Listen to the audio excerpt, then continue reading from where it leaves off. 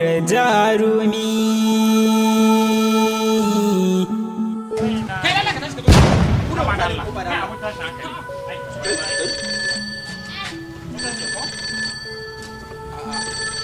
Sabon namba ne.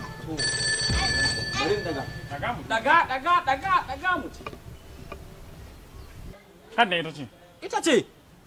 Wato ni ce za ka rena wa hankali in kira ka da namba na kai ka daga da na kira ka da sabuwar namba ka daga?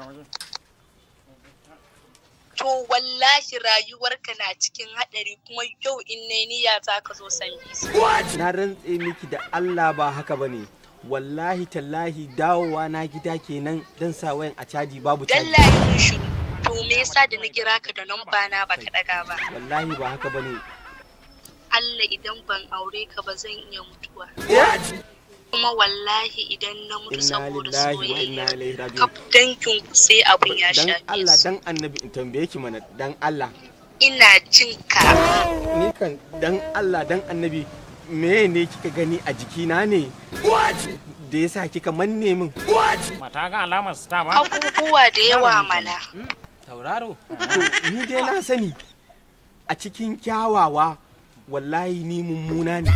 Sannan kuma na sani a cikin masu kuɗi ma ni matalauci ne. Kuma na sani a cikin masu farin jini daɗi da ƙari ma baƙin jini ne da ni kaman jan jaki. Amma dan Allah dan Annabi. My sweet baby, ka daina faɗa wa kanka haka. Wallahi tallahi ka haɗu.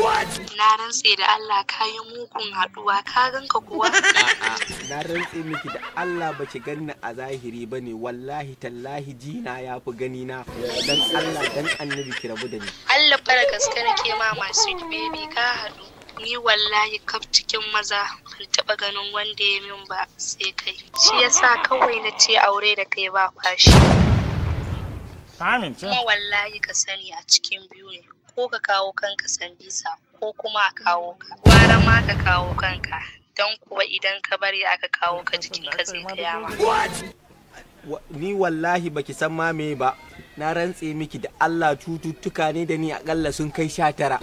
Wallahi ina da ciwon hanta, ina da ciwon koda, ina da ciwon mahangulba, ina da ciwon haba. Wallahi tallahi ina da farfadiya, ina da kansa, ina da asuma. Na rantse miki da Allah ma kwanan nan aka mun gwajin las ina da ciwon S. Wallahi tallahi.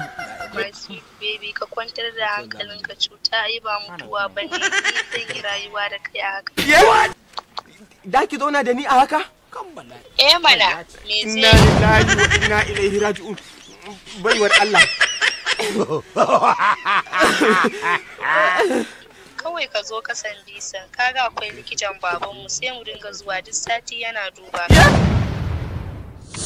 Kawai ka kinsa kayan ka zan turo a zuwa dauke. A'a, wara anan akwai Dr. Bala ina kan zuwa gunshi duk sati ma yake duba ni, kawai ki bannin karisa a gunshi ko ba ka bane.